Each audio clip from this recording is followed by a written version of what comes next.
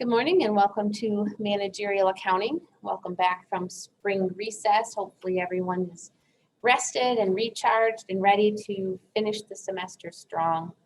We are almost there. We have 3 chapters left to complete and I'll go through the calendar here in just a moment. So before I do that, just want to remind you that registration for fall is now open for all returning students. So you should make an appointment if you plan to return summer and or fall. Please make an appointment with your advisor. You can generally do that through Starfish by going to My Success Network. You should see your advisor there. You should be able to make an appointment directly from Starfish. If I am your advisor, I do have advisement hours, mornings, afternoons, and 1 evening a week.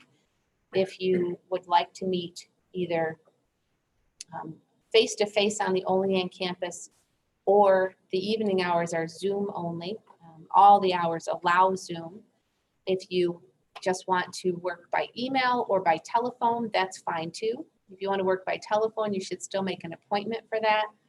If you want to just work by email because of your schedule, send me an email and say, hey, can we talk about my fall schedule, and get the ball rolling that way. So I will be happy to help you if you don't have an advisor assigned to you. If you're a business major, I am happy to help. If you are in the entrepreneurship certificate, you should see Sarah Bray. And if you are on the Jamestown campus and want to see someone face-to-face, that would be Professor Jim Chimenti. Any questions about that? If you don't see a time, if I'm your advisor and you don't see a time that will work for you, again, I do have mornings, afternoons, and then 1 evening a week. But if the times there don't work for you, just let me know and we'll find another time that will work for both of us. Happy to do that. As we look at our calendar then, we finished up chapter 25 just before the break, and so the chapter 25 problem should be submitted today. I had indicated, wrong one, I had indicated I would do a recording of the chapter 24 problem, a tutorial for that. I believe there's a recording out there that covers part of the problem already, but it didn't cover the entire problem from start to finish.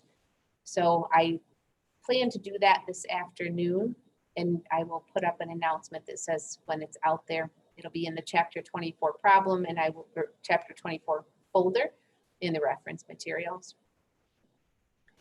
Chapter 25, as you know, is the last chapter on our 3rd exam. So I had indicated before the break that you could take the exam before the break. I know at least 1 or 2 people did that, but I haven't looked to see how many people actually took me up on that offer. But I know at least a couple people wanted to do that so that they could then start fresh after the break and not feel like they were forgetting things from before the break. Today, then, we will be starting chapter 26. And so our last exam for the semester is a 3-chapter exam. It covers only the chapters that we're covering this week, next week, and then the last week of full week of class. So chapter 26 this week, 27 the last week in April, 28 the first week in May, and then if we just forward here, so we officially do have class on May 10th. That is the 30th day of class. However, if you look at your syllabus, you'll see that it's labeled as optional review class. So there won't be any new material that day. We will finish the new material on Thursday the 5th. And then the problem would be due on Tuesday. And then the last exam, which covers just those final 3 chapters, is due no later than Friday, May 13th. Because that's the end of the semester. So any late work that you have, any assignments that you haven't submitted for grading, that also would be the deadline for submitting those, May 13th. So any questions about where we are at that point where we can really see the end of the tunnel? Not much left to do.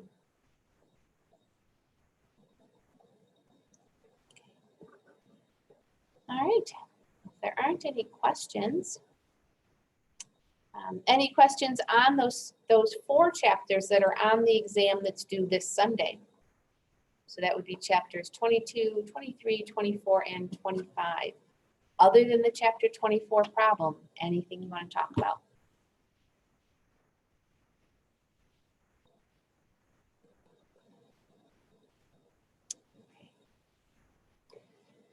I do not have a drop-in review session scheduled for this week yet. I would be happy to schedule one, especially knowing we have an exam this weekend. My schedule, though, is very tight this week with a couple other things going on here at JCC. And so the only time that I could do that would be either Friday morning at 8:30 or Friday afternoon at 3:30. So I would ask you if you are interested in doing a review session this week, but if either one of those times would work for you on Friday, either first thing in the morning or last thing in the afternoon, just send me an email and let me know, and I'll be happy to add that to the schedule. And we can go from there. If I do schedule one, of course, I'll add it to the calendar here in Blackboard, and I will put it out in an announcement so people know to sign up for that. If I don't hear from anybody, I will assume everyone is good, and we'll look ahead to next week and see if we want to have one then.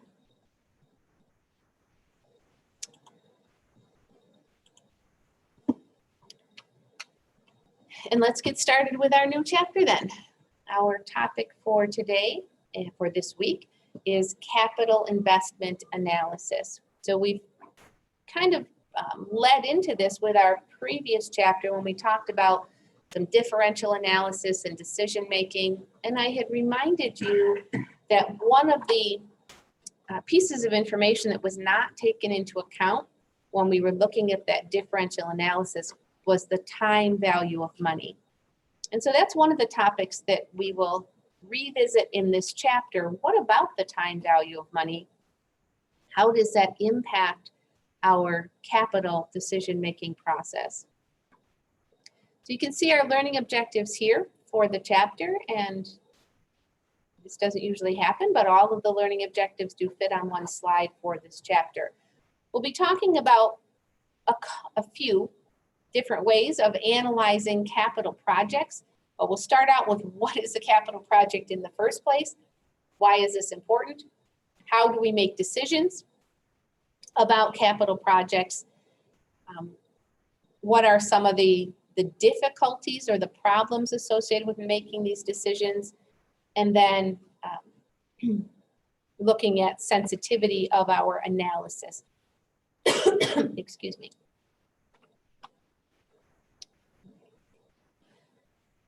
So this has come up before, actually in a couple different chapters. So in the last chapter, I mentioned it in the context of, we were looking at a project that had a 6-year horizon, a 6-year time frame.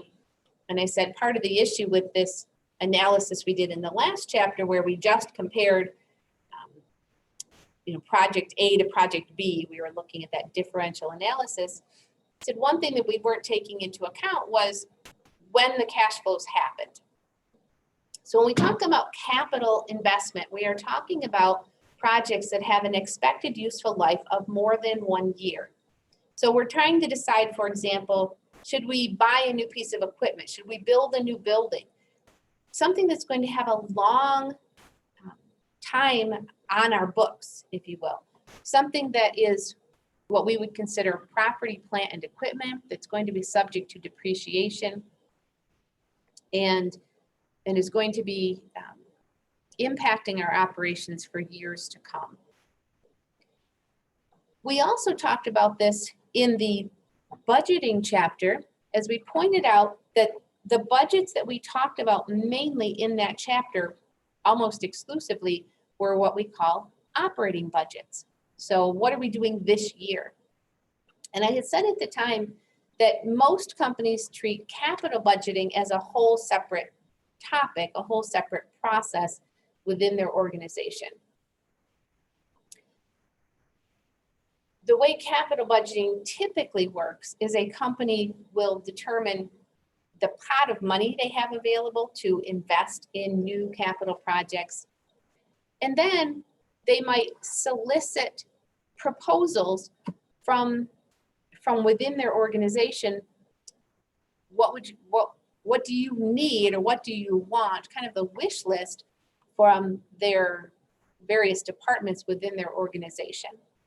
Excuse me, I shouldn't change that yet. Excuse me, sorry. So they get a list of, I'm making it sound a little bit more casual than it is. They solicit proposals, and those proposals are generally going to be very detailed. Here's what we want. Here's how it will benefit the organization. Here's the cost and the expected revenues. And then the company, whoever's in charge of the capital budgeting process, it might be the CFO or the controller or something like that. The person who's spearheading that capital budgeting process looks at all of those, in a way, rank orders them. Here are the top producers for us. Most companies then have what is frequently referred to as a hurdle rate. Everyone knows what a hurdle is, right?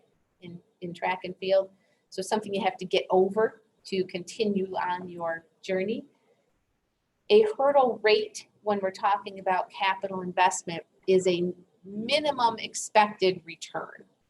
So the company might say, for example, we're not even going to consider a project that doesn't have an expected return of 15% or 17% or whatever it is.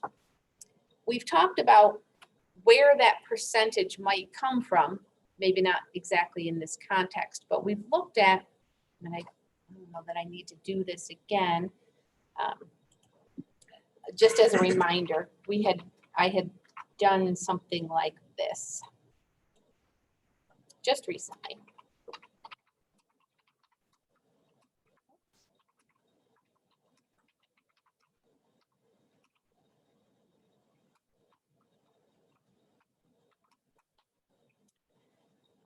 So I had done something like this, and I said, so here we have the fundamental accounting equation expanded just a little bit, that I broke out liabilities based on when they're due, and I broke the equity into the two pieces that we've used since chapter 1.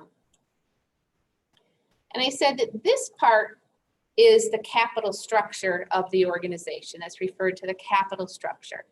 It's really, where did they get the funding to do all this other stuff? Long-term liabilities, specifically mainly corporate bonds, but it could also include some mortgages or other types of notes, other types of long-term borrowing. And then the contributed capital, the investments made by shareholders, and then retained earnings, which is the internally generated capital. So these are really the three sources of funds for our capital investment projects.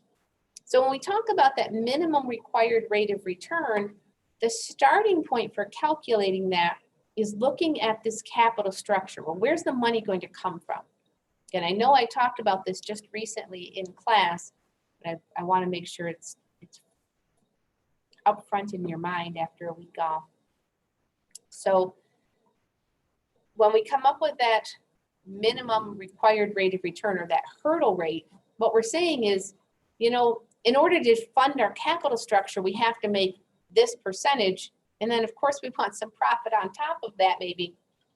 And so we're not even going to consider a project that would lose us money, that's not going to at least meet the minimum to fund the capital needs of the company. So for each company, of course, this mix of within their capital structure is going to be different. Some companies are highly leveraged. That means they have a great deal of debt in their capital structure. Other companies are maybe not so debt heavy, and most of their capital comes from the equity piece, investments by shareholders, and internally generated capital. So there's no one capital structure that's ideal. Every company is going to decide for itself. That's something that's going to be directed by the board of directors. That's part of their jobs. is to determine, where does the money come from to do these things? Do we sell more shares? Do we borrow from the public? Do we borrow from a private lender? And so the screen so I can change pages. And so as we look at the capital investment analysis, I want you to keep that in mind, that we don't just take all comers. We don't just look at every project that comes in the door when we solicit these proposals. We're going to be looking at a subset of them that meet some required rate of return. If you're wondering, do the people who are proposing these projects, do they even know what that minimum is? And I don't know the answer to that, because it's going to be, again, different for every company. Some companies might say, don't even bother if you don't meet this standard. And other companies might say, give us what you got and we'll see what we can do. So there is no, again, one approach that's going to work for every company's particular needs and desires.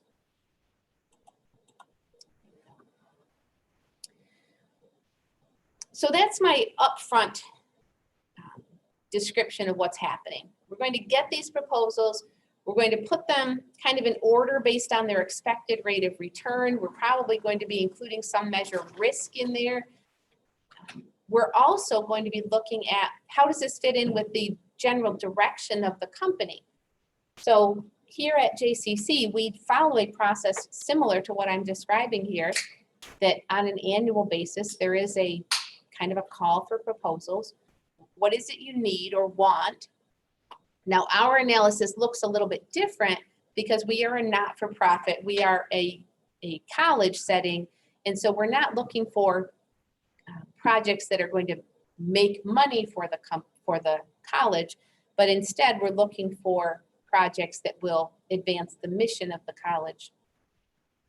However, when we have a proposal like that, we are required to show how it fits in with the missions, the strategic plan of the college. So there are very clear steps in our strategic plan. These are the areas of focus for improving the college over the next 3 years. Right now, the college's strategic plan is called, it's called Advance 2025. I think that's the first word. Something like Advance and then 2025. So it just came out. It's the roadmap for the next 3 years at the college. And there are very specific points within that plan. And so if we wanted to ask for, let's just say, I don't know, maybe there's some new software that I think would really benefit the business program at the college. I could put together a proposal here, look, here's what we really would like. And I need to be able to demonstrate how does it meet any, or, probably not all, I don't think there's any project that could meet all of those steps within that strategic plan, but definitely tying it to some, or at least one of them, is a requirement. There's zero chance of getting funding for anything that does not help us to meet that strategic plan, some element of it. For-profit businesses are going to work in that same way. They might have a great project, but maybe it's making a product that doesn't fit in with the mission or the strategic plan of that organization. I mean, they're going to say, this sounds great, but that's not the direction we're going. That would take us over here. We're trying to go over here. So absolutely part of that is going to be, how does this fit in? How does this proposal fit in with the plans of the organization? And does it meet that minimum required rate of return? With that as our background then, any questions about what I've described so far?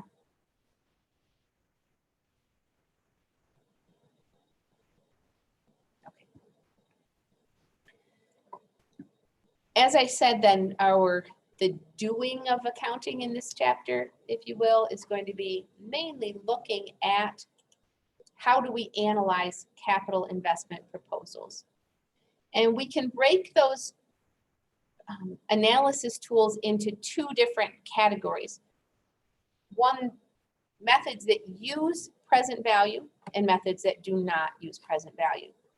So you may have already picked up from the last chapter, because I brought up present value in the last chapter, even though it wasn't included in that chapter, that I think we're better off to use a method that involves present value because it takes into account the time value of money.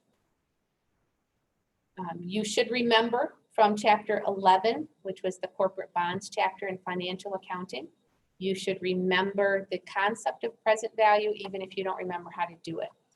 And we will be bringing that back. We'll go over it as if you've never seen it before.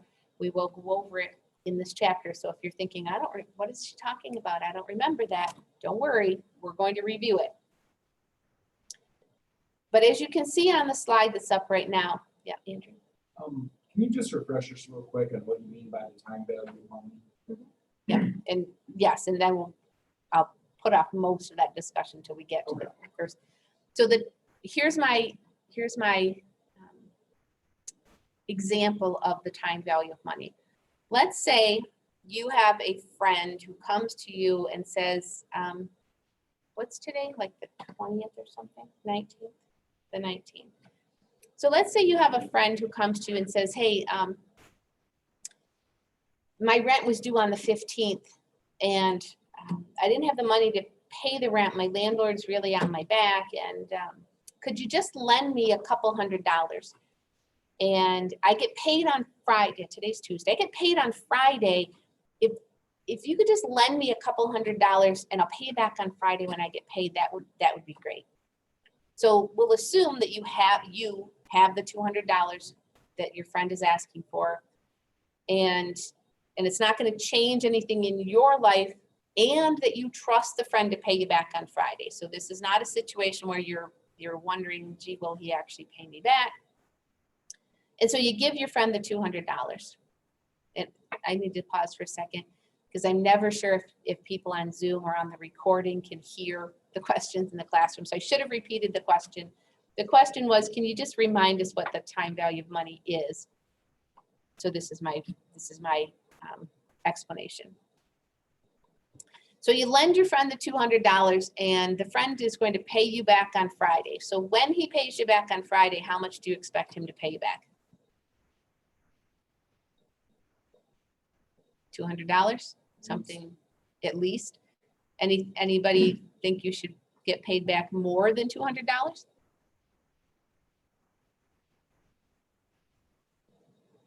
Okay, nobody's speaking up. So I'll assume that everybody's good with if you lend your friend $200 on Tuesday and he's going to pay and he pays you back on Friday, you expect to get paid back $200.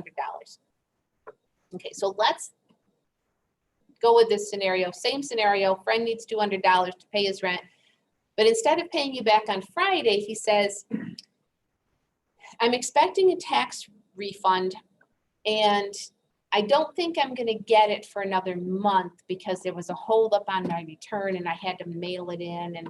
And so I think it's probably going to be mid-May before I get my tax return. Could you still lend me that $200? Again, same assumptions. You have the $200. You don't have something else you need to do with it right now. And you trust your friend to pay you back when he gets his tax refund. So you lend him the $200. Fast forward to, say May 15th, which is a Sunday. So May 16th, and he gets his refund and pays you back. How much do you expect him to pay you back now?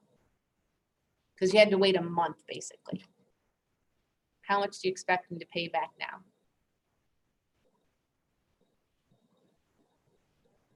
At least the 200, right? But anyone think more than 200? JP's still saying no.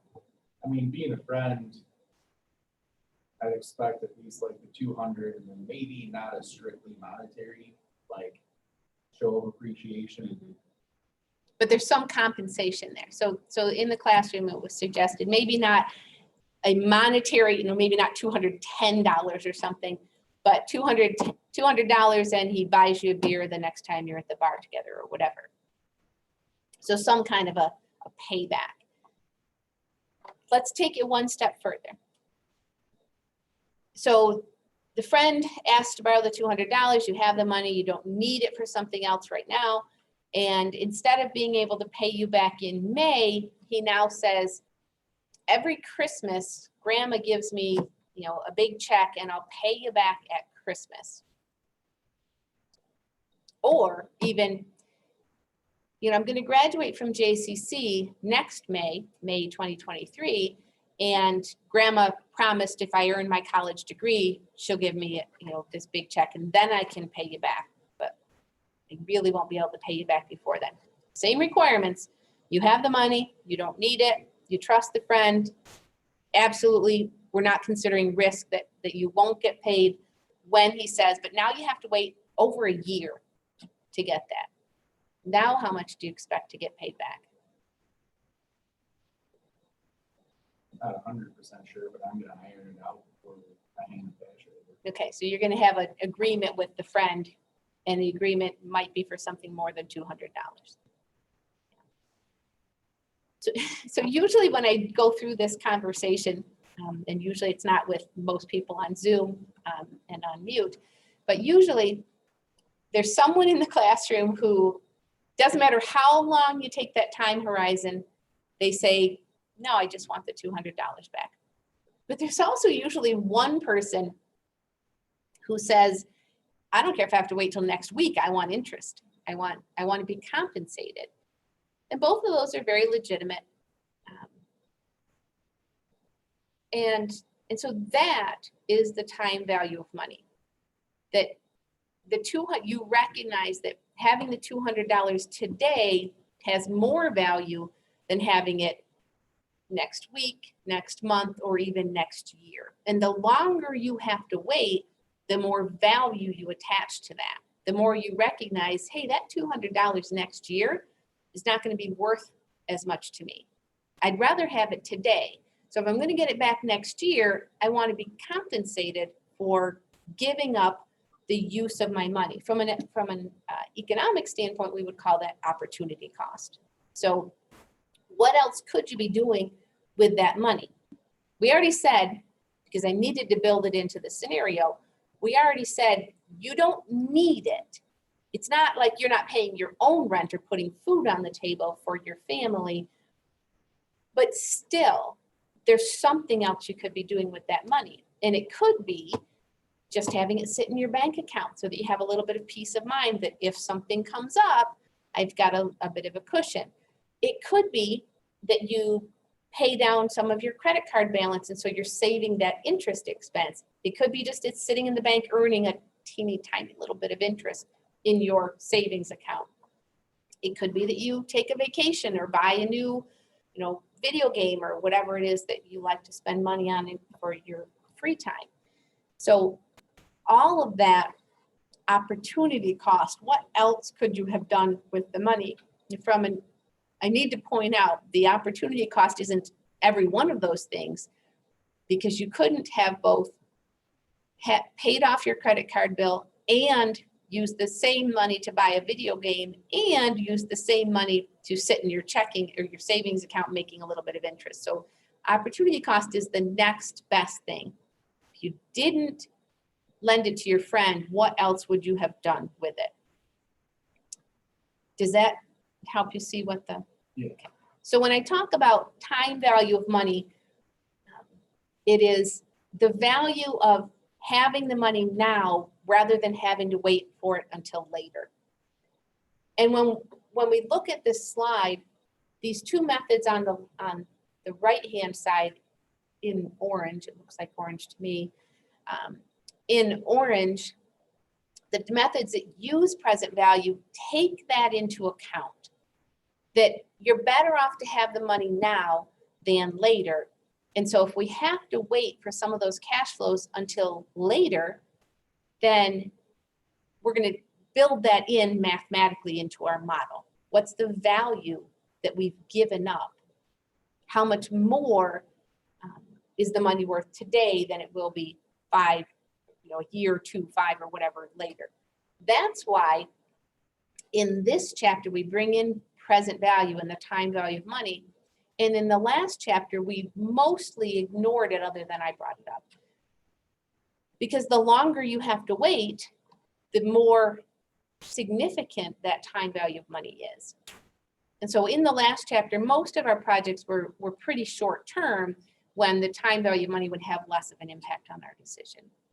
And that's why it's okay that they disregarded that in the last chapter for the most part.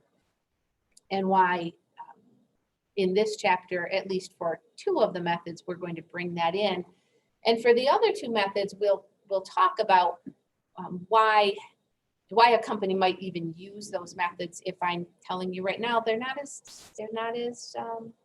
reliable because they disregard that. But there's a reason that it's maybe okay. My preference would always be to use one of the present value methods.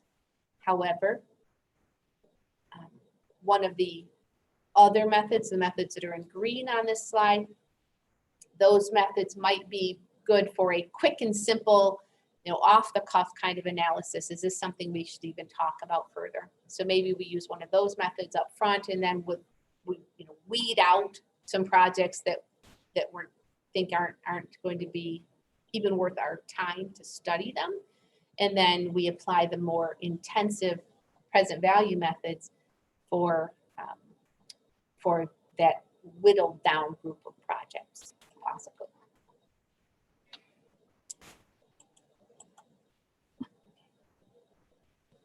So we just went through that, the time value of money concept, recognizing that we'd rather have the dollar today than next year. I think with the inflation that everybody is seeing right now, it's even more obvious to us why we'd rather have the dollar today than the dollar next year. And as I had just suggested, the methods that don't use present value are not as robust, they're not as reliable, but they might be used as an upfront screen because they're easier to implement, to kind of do on the fly and say, I don't know, do we even want to talk about this one? Or should we send a note back to the proposers of that project to say, okay, we appreciate your time. Thank you for your suggestion, but it doesn't fit in our screens right now. It's that hurdle piece that I was talking about. Real quick, that concept of a dollar today is worth more than a dollar tomorrow. Is that kind of the basis of fiat currency, or is it? From how that's been explained to me, it kind of sounds like it's a similar idea.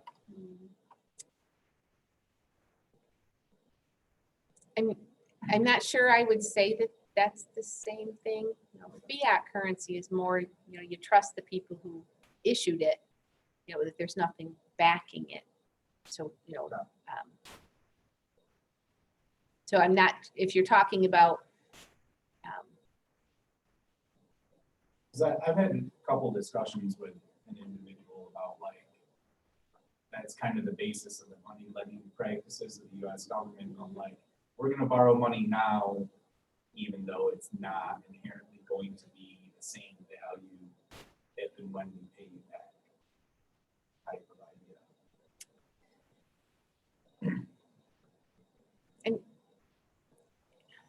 I think what you just said, I would agree with what you've just said, but I'm not sure that there's a connection between that and this. So. Okay. But that's why when the government or anyone else borrows money, they repay it with interest, and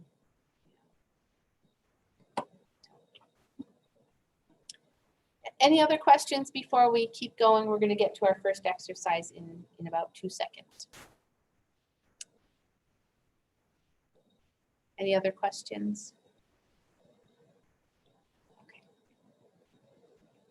So the first method we're going to look at, and this is the basis of our first exercise. So if you have not already opened your exercises for chapter 26, go ahead and do that now in Cengage. And our first exercise deals with the average rate of return.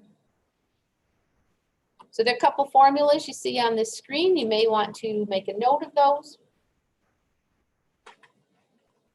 we have the first thing, and the first thing we have to calculate is the bottom formula, average investment. So it's the average value of the investment throughout the life of the asset. So how do we determine the average value of the asset? The average value of that investment. I shouldn't say asset like it's one individual. It could be just one piece of equipment. It could be a whole project that includes a new building and lots of equipment and other long-term assets. If we assume straight line depreciation, which makes this calculation much simpler, if we assume straight line depreciation, that means the value of the asset declines in a straight line fashion, in a predictable fashion. It starts here and ends up here. And there's a straight line connecting it. So to find the average of those two numbers, we would just add them together and divide by 2. An arithmetic average, that's called, as opposed to a weighted average. So what's the value here? The value when we buy the asset is the initial upfront historical cost. How much is it going to be worth when we're done using it at the end of the project is the residual value. Now keep in mind, as we discussed in chapter 9 in financial accounting, that upfront or historical cost is a real number. It's a hard number. It's verifiable. We know how much the asset's going to cost. We've already gotten a quote, say, from our supplier. But that second piece, residual value, is an estimate. We are essentially guessing, but hopefully it's an educated guess. We are essentially guessing how much the asset or investment is going to be worth when we're done using it. But if we take that upfront cost and add the residual value to it, and then divide by 2, that gives us the average value of the investment over its lifetime, regardless of what its lifetime is. So we're talking about capital investment here.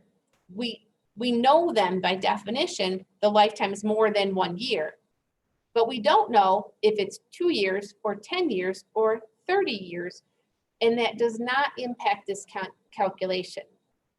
Remember, average rate of return is not one of the methods that uses the time value of money or present value accounting. So we are treating $1 today the same as $1 at the end of the life cycle of this asset. So the longer that life cycle is, the longer we expect this project or this investment to be on our books, the less robust, the less reliable this calculation is going to be. Because as we've just finished saying, $1 today is not even the same as $1 next year. So if this is a 10-year project, but we're treating $1 today and $1 10 years from now is the same, that's really suspect. Really a little bit more of a concern for us. But again, we'll start out with that calculation of what's the average value of the investment throughout its lifetime. That's the formula here at the bottom. And then we compare that to the average annual income. How much are we going to get from the project? How much is it worth? And so our average rate of return is going to generally be expressed as a percentage, because I can't fathom a circumstance where the average annual income, profit from an investment in just 1 year exceeds the value of that investment. That would be a really, really good project. So let's go to our exercises then.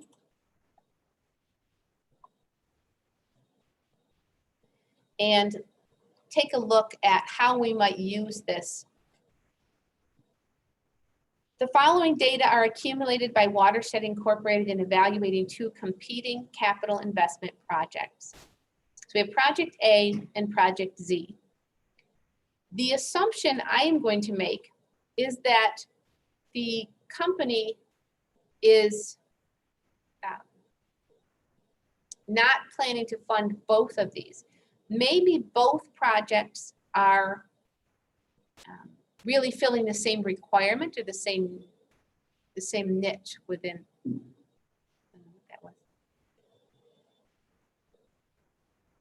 I'm pretty sure it's not an alarm expecting us to get out of the building, so we'll ignore it. So my assumption is that the company is trying to decide which of these two projects, because it doesn't make sense for some reason to do both. Because it says they are competing proposals. So I'm assuming that it's not a question of do we do both or what, A or Z or neither, but we need to do one of these, which one should we do? And so let's get my annotate up here, and we'll start with project A. So I told you that we want to start with, well, what's the average value of our investment? And this is project A.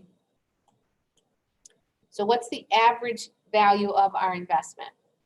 Well, we expect to spend $55,000 for whatever this investment is, project A, upfront. And at the end of its useful life, we expect it to be worth only $5,000. So the average investment is going to be the average of those two numbers. 55 plus 5 is 60,000 divided by 2. On average, across its lifetime, from the time we start the project until it ends, the average value is 30,000. Again, it's 55 at the beginning and 5 at the end, but the average is 30,000. Everyone see where that came from? Okay. So the next part, because we are given the estimated total income over the useful life, we need to find out the average return or the average annual income.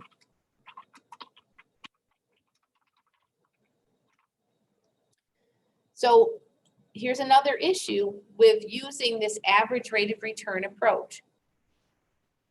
We are told the estimated total income over the useful life,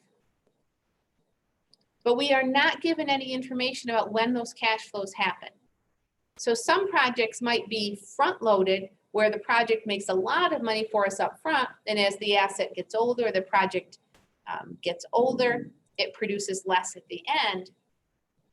And in some other projects might be, it takes a little while to get them going. And so at the beginning of the life of the project, you aren't seeing a lot of return, but then it gradually picks up over time. Even if these projects were of identical lengths, now they're not, we're told one is 12 and one is 15 years, even if they were of identical duration and the estimated total income over the duration was exactly the same, there still might be differences between those two projects in the timing of those cash flows. And the average rate of return method does not allow us to take that into account. So let's find our average annual income for project A. The total income is expected to be $57,600, and that's over 12 years. Whoops.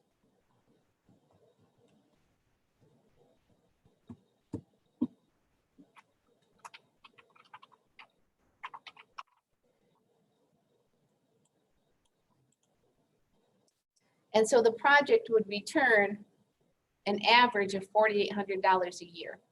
Does it return, are we even estimating it returns exactly $4,800 a year? No.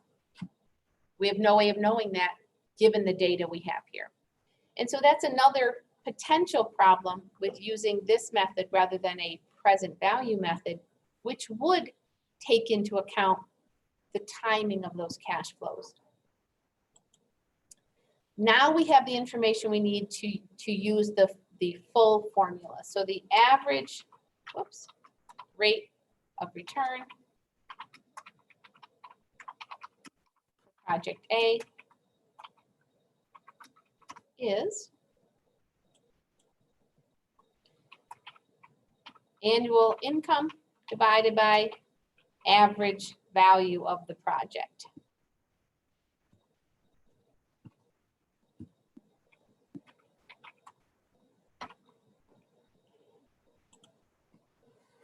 And we don't even need to round. 16% average expected rate of return.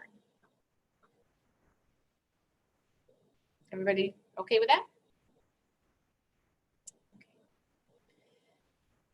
So what we're in this exercise, we are not told that there's a minimum required rate of return or a hurdle rate that the company requires to even consider a project. As I've already suggested, it could be that the company must do either project A or project Z for the life of the company and for the continuation of the company. They have to do one of these and they're trying to decide which one. That could be the scenario here. Let's go ahead and have you try on your own. I'm going to change colors. Try on your own the calculation for project Z. And I'm going to put mine on the screen. You can check yourself by looking at what I'm putting on the screen or by using the check your work button.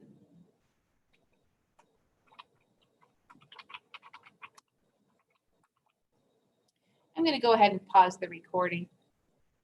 And if you're not watching live, restart the recording once you have your answers. Okay, so the calculations are on the screen for project Z in green down here at the bottom, and we found a 15% average rate of return. The question was asked while the recording was off, what is that 15% of? And it's 15% of the average annual value of that investment. So it's similar to a return on investment, a return on assets calculation that we looked at just a couple chapters ago when we were talking about responsibility accounting and evaluating management's performance for an investment center, similar to that concept. And I'll go ahead and get my green check marks in there because I like to do that. Any other questions before we keep going?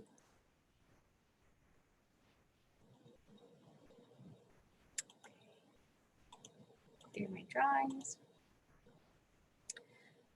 I think I may have said this a couple weeks ago, but just as a reminder, we are obviously right on schedule, right on track with where we should be this semester. And so the chapters that we're doing, we're going to cover each chapter in the week it's assigned. And if we finish the chapter early, we will be finishing class for that week. So I may be asking you at some point, would you rather keep going and have one regular length class and one short class, or would you like to kind of balance things between the 2 days? So just as a reminder, that question might be asked of you soon. Right. So again, one way of evaluating competing proposals, as we saw in that last exercise, is using the average rate of return method. You can see how easy that was to compute. It does look at the entire life of the investment. So we used 12 years or 15 years in that last exercise. But it's looking at accounting income, which is what we're used to looking at. You're used to looking at financial statements. You're including in there the depreciation expense, which is not a cash expense, but it does take the value of that project or the upfront cost of that project and kind of spread it out over the useful life of the project. But we've already talked about some of the problems associated with this. Doesn't consider the timing of those expected cash flows. So that to me is one of probably the biggest problem. But also, it doesn't take cash flows into account at all, because when we talked about in that last exercise, let me see how if I could find that page. So it referred to them as estimated total income, which again includes depreciation. So it's including those and not just looking at cash flows. So for Project Z, it was $50,000 cash outlay at the beginning, and then X amount in cash over the life of the project. It's looking at accounting income, which we're used to looking at, but may not be the best way of evaluating a project. because our results could change. Whether if we specifically said in that last exercise, we were assuming straight line depreciation. That means is our results could change, our answer, our decision could change if we chose to use, say, production method of depreciation or an accelerated method like double declining balance. So we may want to look more at the cash flow part of it, not the accounting rate of return. And that's what we're going to do next. If I can get this to move. So the cash payback method, the payback period method, does take into account just the cash flows, the upfront cash outlay to acquire whatever the asset is, whatever the capital investment is, compared to the cash that we receive as we are implementing or using that piece of equipment. So you can see the formula here on the screen. Now, important note, this formula only works when the annual cash flows are the same every year. We have a steady cash flow. I will talk about what do we do when we have unequal cash flows? How do we do that? And it just becomes an iterative process. It's just a little bit more labor intensive to calculate the cash payback period when we have unequal cash flows. Our next exercise is going to be determining cash flows, and we'll get there in just a moment. So please make a note of the formula you see there on the screen. Cash payback period is the initial cost, cash outlay to acquire the capital investment, divided by the annual net cash inflows. In the answer, the result of this equation would be expressed in number of years. How many years does it take us to get our money back? That's really what the payback period method is telling us. And so the company, again, would have a decision criteria established up front to say something like, if we don't get our money back in 3 years, we're not going to consider the project. If we don't get our money back in 4.5 years, we're not going to consider the project. We already know that one of the issues with this method, just like the accounting or annual rate of return method, is doesn't take into account the time value of money. One reason it's not such a bad thing that this doesn't take into account the time value of money is most companies are going to set their required payback period at a pretty short time frame. So as in our discussion, we already saw that the shorter the time frame, the less we are worried about the time value of money, the less impact that has on our results. So I would be much less concerned about using this approach if we set the payback period at a very short time frame, like 2, maybe 3 years, and much more concerned if we said we have to get our money back in 6 years, because 6 years is really going to be much more significantly impacted by that time value of money, which we would essentially be ignoring. So again, please make a note of this formula, and we're going to go now to our, let's put this down.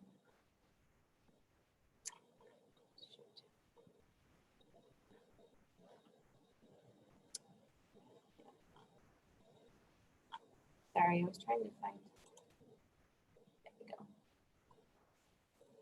Okay, let's go to our next exercise. And our task in this exercise is to figure out what the cash flows are from this specific project.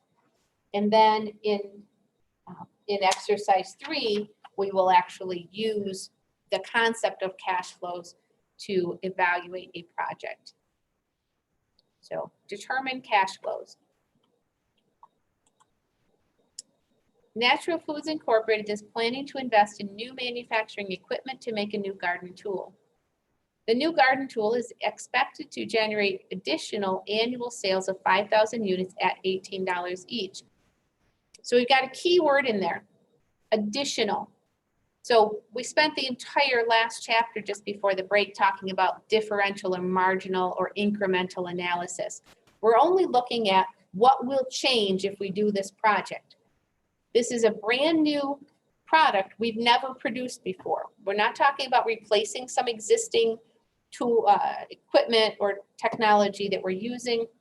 This is an add-on, and so we're only going to be looking at what will change. So our revenues will change, 5,000 units at $18 each. The new manufacturing equipment will cost $120,000, so there's our upfront cash outlay, and is expected to have a 10-year life and a $17,000 residual value.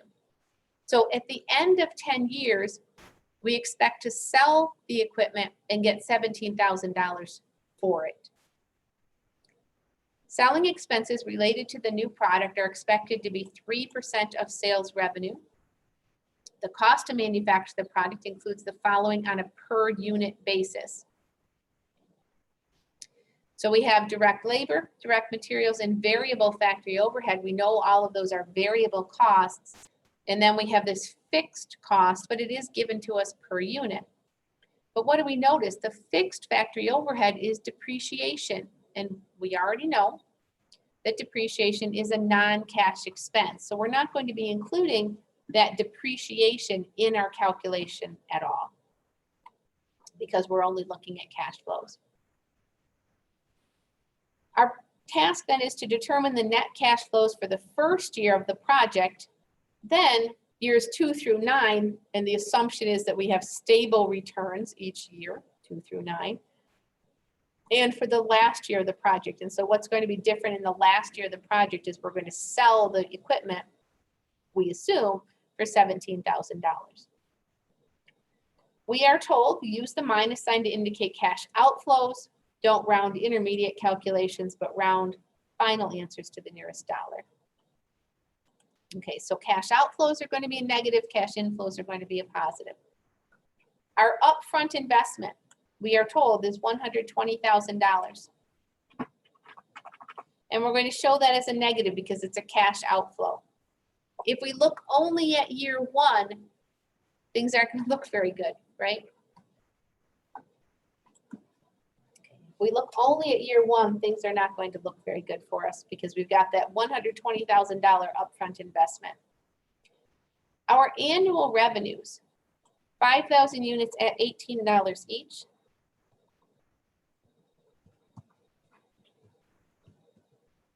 Those are going to be cash inflows.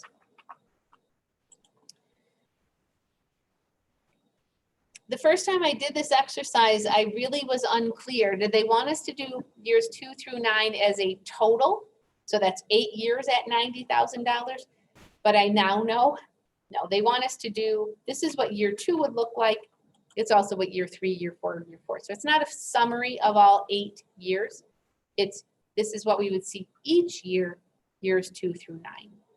And I don't think the description or the directions are terribly clear on that, but that's what they want.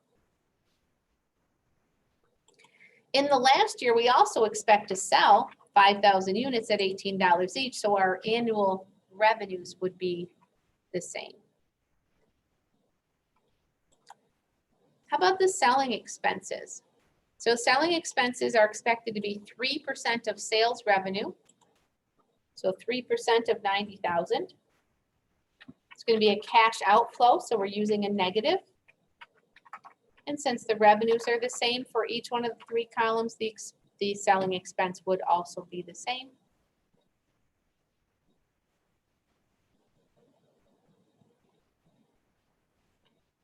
Next, we have cost to manufacture. So we're told that the per unit cost is $9 in total. However, $2.40 of that is depreciation, and we are looking only at cash flows. So our cash expenses would be $6.60 per unit.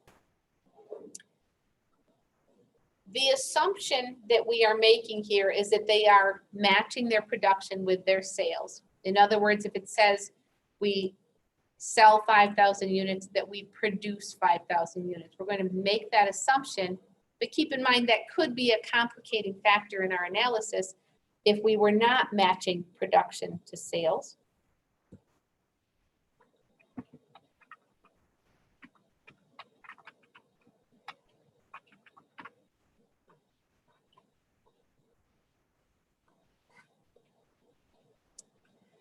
And so each year would look the same, other than the initial upfront investment and then the residual value, the sale of the equipment when we're done using it at the end of the 10th year.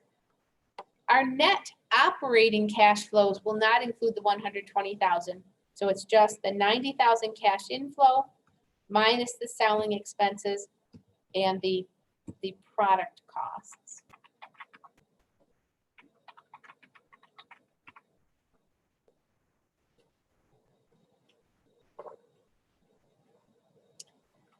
So the total for year one, we have 120,000 cash outflow to acquire the equipment and a $54,300 positive cash inflow from operations. So our net for year one is negative $65,700 for year one. You'll notice it says total for years 2 through 9, the operating cash flow. Again, the first time I looked at that, I was confused. Do they want all 8 years there? But not what they're looking for. And then for year 10, the last year of the project, the additional cash flow is a cash inflow when we sell the equipment for the estimated residual value of $17,000.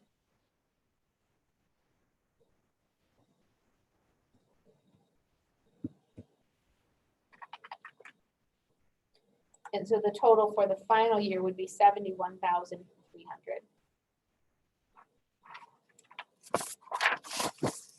So you've heard me say this many times before. I would not have set it up like this because I think it can be misleading, because the years 2 through 9 look like the total might be just $54,300. But if you were using this analysis for the payback method, the payback period method, you would need to keep in mind that that's $54,300 each year, years 2 through 9. We're going to come back to this exercise in a minute after we look at our next exercise. But does anyone have any questions about this cash flow analysis? Other than I would have a separate column for years 2 through 9 to make that a little clearer. I mean, I kind of get what they're doing because they're showing like the normal value for each year. Right. But then it says total for years 2 through 9. Yeah. But it's not the total, it's the total for each year 2 through 9. Yeah. But it's not the total for all of the years. It should seems like say you need to, like, total for each year, Yeah. 2 through 9. I just think I know I spend a lot of time thinking about this stuff, and maybe I put a little bit too much thought into it, but I would prefer to have it a little clearer. Because for doing it, in the classroom, if you're doing this for an exercise, luckily you have that check my work button so you can see, well, is that really what they meant? Because if I had that check my work button disabled, you'd have no way of knowing if your answers were right because it's unclear. So just me. Any questions on that though? Let's keep going. Lilly Products Company is considering an investment in one of 2 new product lines. The investment required for either product line is $540,000. The net cash flows associated with each product are as follows. So if we were doing a differential analysis, we would disregard that $540,000 upfront investment. If we assume they're going to do one or the other of these, then how much the upfront investment is wouldn't help us make a determination or a decision about the product because it's the same for either one. That being said, it's possible that Lilly Products is considering one of these, but would end up saying, no, we're not going to do either one because neither one meets our criteria, whether that criteria is some kind of a hurdle rate, a minimum required rate of return, or in this case, a minimum payback period, a maximum payback period, or if it's because we decide it doesn't fit in with the direction of the company, we don't want to do either one of those things. But we're going to assume for the moment that Lilly Products is deciding which one of these two things to do, that they cannot decide to do both. Well, what you'll notice is same upfront investment, $540,000, but liquid soap has uneven cash returns on the investment, and the body lotion has equal cash returns for their investment. Remember, I told you in the PowerPoint, the formula we had was only to be used when you had equal returns for each one of the product lines. And so we're going to use that formula now. I asked you to make a note of it, so hopefully you have it there. And let's use the formula for the body lotion information. So the payback period would be the upfront investment divided by the annual cash inflows associated with the product.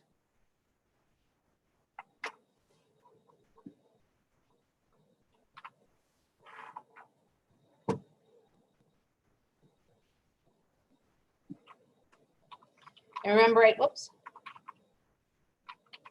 remember I told you that the answer or the result of the equation would be expressed as a number of years because we're looking at the upfront cost divided by the annual cash inflow. And so the payback on body lotion would be 6 years. It would take us 6 years to get our money back. Now I will show you how it's just a little bit more complicated. It's in what I refer to as an iterative, and I'll put that word on the screen in case you're not familiar with that, an iterative process, which means you just keep doing the same thing over and over again. So payback for the liquid soap, I'll do in blue. And we start with the upfront cost of $540,000.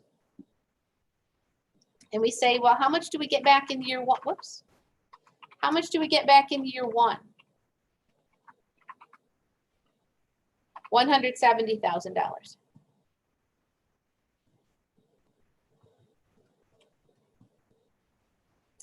And so at the end of year one, we still have $370,000 worth of investment that is unrecouped. We haven't gotten it back yet.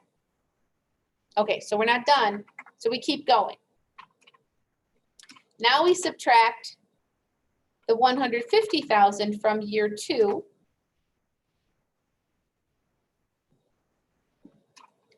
And we can see at the end of year two, we have $220,000 worth of unrecouped investment left.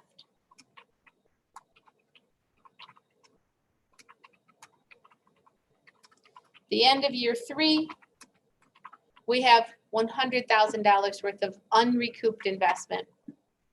And then in year four,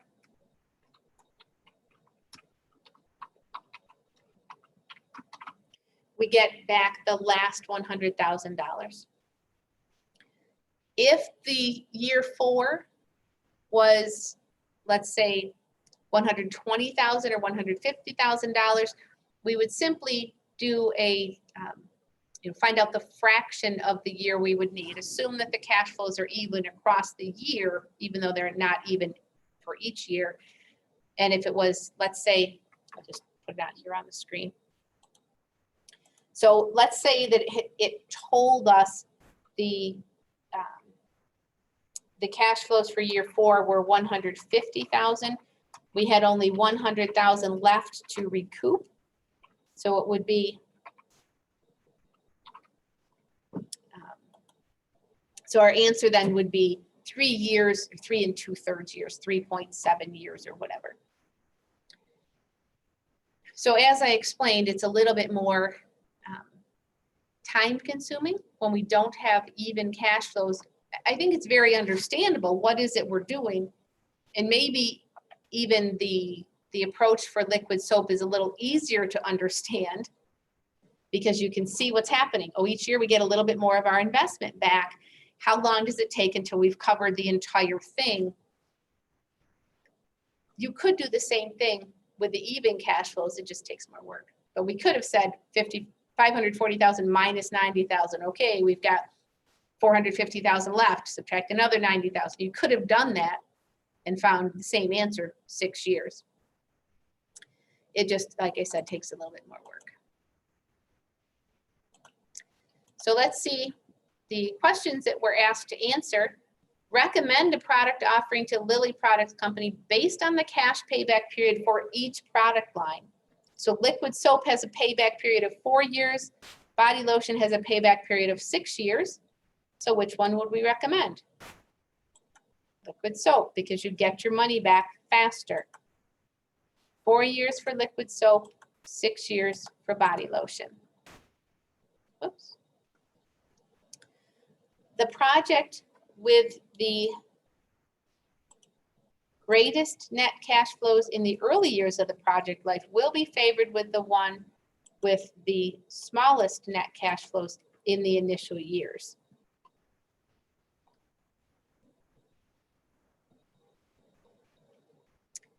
Any questions about what we did in this exercise before I add a little bit more to it?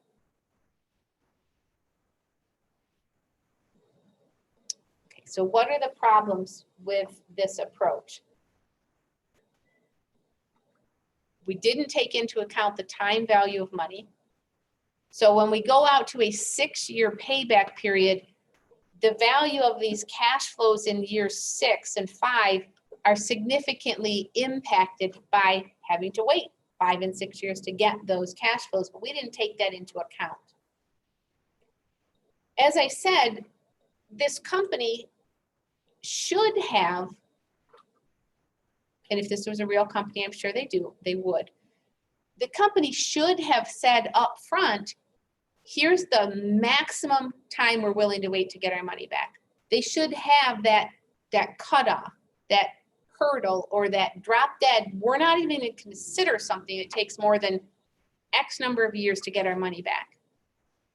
And the longer that time period is, the more impacted this is by the time value of money. What else happened here? Well, we did not take into account the life of the project. We only looked at the cash flows until we got our money back. And so we said up front, the investment for either product line is $540,000. But we didn't talk about residual value. Nowhere in here are we given any information about how much is that equipment worth when we're done using it. And that could have a big impact on our decision, right? It could make the difference between these two projects if we took into account all of the cash flows, even though the cash flows in total over the 8 years are the same. It doesn't tell us whether the useful life or the expected life of both investments is 8 years. Does it go past that? Is there a residual value for one investment and not the other? Are they the same? It doesn't tell us. And again, that could have an impact on our final decision. Would there be situations where it would be more beneficial for a company to be getting that, like in this situation, the 90,000 in the years 7 and 8, than the combined 70,000? I would say no to that, because I mean, if you're given a choice of getting 720,000 of it or 720,000 total, and 5,500 of it comes in the first 4 years, you're going to take that one, right? I would. I would always prefer to have the money up front, have it under your control, and then choose what to do with it. Do we reinvest it? Do we pay it out as dividends to our shareholders? Do we retire some debt early or whatever? You're always going to be better off to get the money sooner rather than later, even though in total it's the same amount.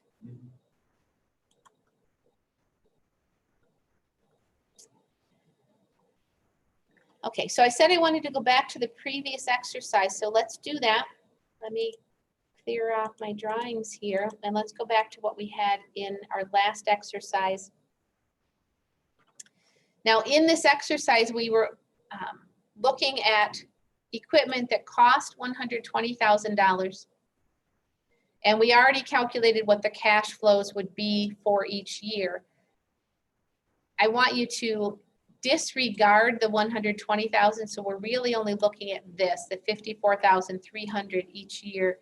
And I want you to do a quick calculation on your own and tell me what the payback period would be for this project. So go ahead and do that calculation. I'm going to put mine on the screen. I'm not even going to pause the recording because it's pretty simple calculations since they have the same operating cash flows each year.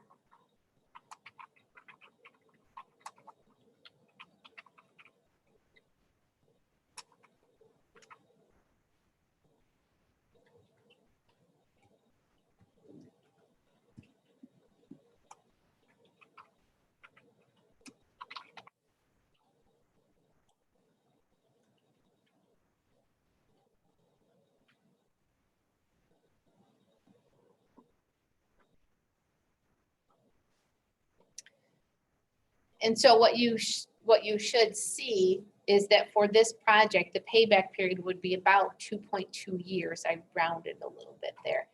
So 2.2 years. You can see that when we have an even cash flow, an equal cash flow each year expected, that we don't have to do that. Well, what percentage of it or what portion of the final year is it? It's inherent in that calculation. So again, for this company, the appropriate thing to do would be to have decided in advance what is the acceptable maximum payback period. And then we do the calculation and we compare it to that maximum and say anything that exceeds whatever that maximum payback period is, we're not even going to consider that. And again, as I suggested, the shorter payback periods are much more appropriate for using this approach because, as we know, the less time you have to wait, the less an impact of the time value of money. Still have that same issue, though, that we totally disregarded what happens in everything after year 2.2, right? So we ignored year 3, 4, 5, 6, 7, 8, 9, 10. We ignored the residual value, even if there was a residual value, didn't come into play in our conversation. So one of the disadvantages is that we don't look at the entire life of the project. We're only looking up front. We ignore the time value of money. We ignore any residual value.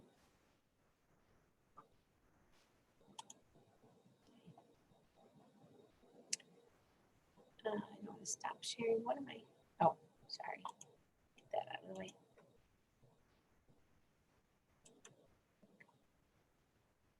So any questions so far before we keep moving?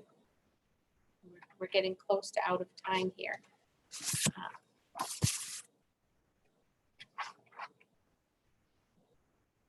Okay, so you can see on the screen some additional thoughts about the payback period method. We want it to be a very short payback period. The sooner we get our money back, the sooner we can do other things with it, as we just said a minute ago. One thing we haven't built into any of these, either one of the methods we've looked at so far is the concept of risk, that something will change, that something we thought was going to happen actually doesn't happen. And so the shorter time period, the less likely that's going to happen, that changing economic conditions will make a difference, that the element of risk comes in, and something we had estimated, like the life of the project, the cash flows 10 years from now, the residual value of that equipment, the less likely that will impact our decision. So advantages of the cash payback period method, it's easy to use.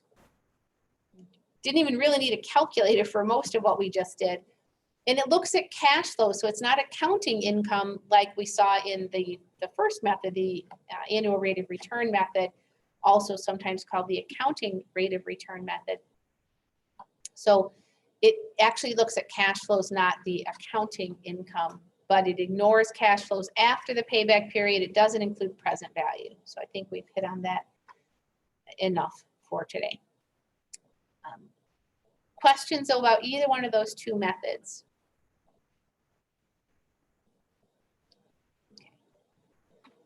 So with the brief time we have left, I want to move ahead. Whoops.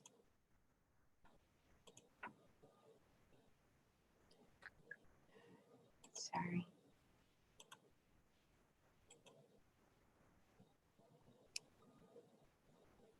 Oh, Madison Harvey. Hi, Madison. Give me 1 second here. Hello. Hi there. So as we look at our next exercise, what we're going to be doing next is that taking into account the time value of money. I told you at the beginning of class we would review what we learned back in chapter 11 in financial accounting, which is how do we do time value of money in the first place. I would remind you, I will point out to you, if I can just pull this up. I don't know if this is going to take me where I want to go.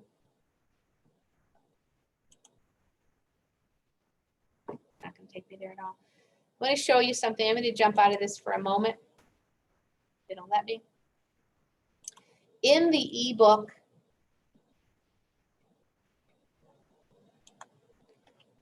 if you scroll all the way to the end, you see Appendix A called Interest Tables.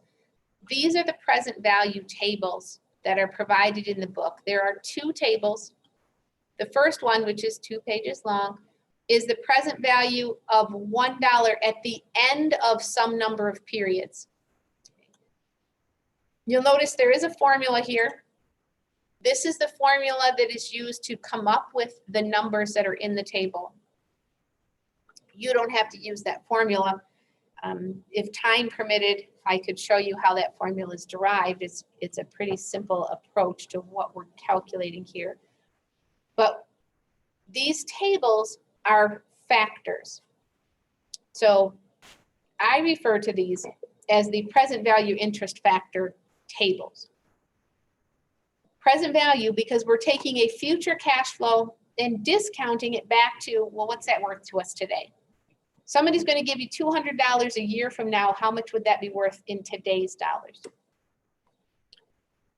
Inherent in using this approach is we have to identify the appropriate percentage or discount rate to use. That's really one of the hard parts, knowing the appropriate expected rate of return. Luckily for us, we don't have to do that for class. The interest rate or the discount rate will always be provided to us. But that's what you see across the top of the table. Down the left-hand column is the number of compounding periods. So you have to be consistent. If we're compounding this on a monthly basis, then the interest rate needs to be a monthly interest rate. If we're compounding it once a year, then it's going to be an annual interest rate. Okay, so first 2 pages are present value of $1 to be received at the end of some number of periods. So it's a single cash flow. And then the second table is present value of an annuity. And an annuity is an equal cash flow every period at the end of each period for a given number of periods. So you're going to get $200 every year for 10 years.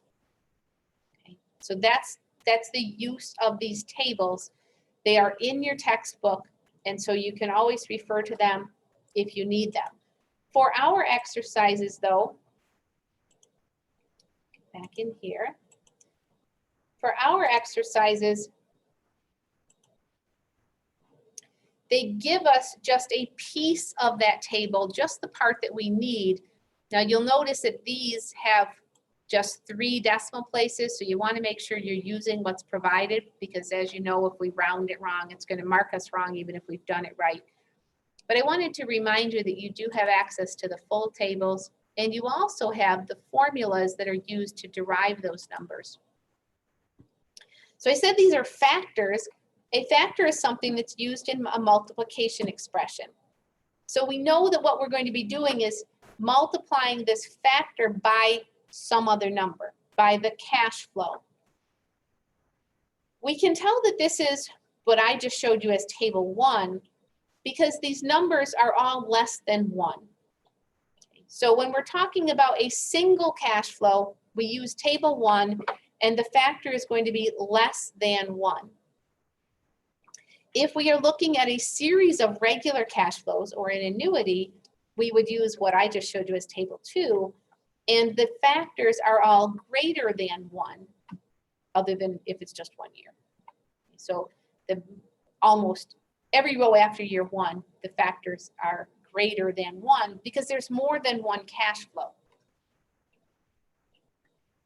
So again, with the very short time we have left here, let's do our first exercise, and then when we come in on Wednesday, we will look at reviewing this again.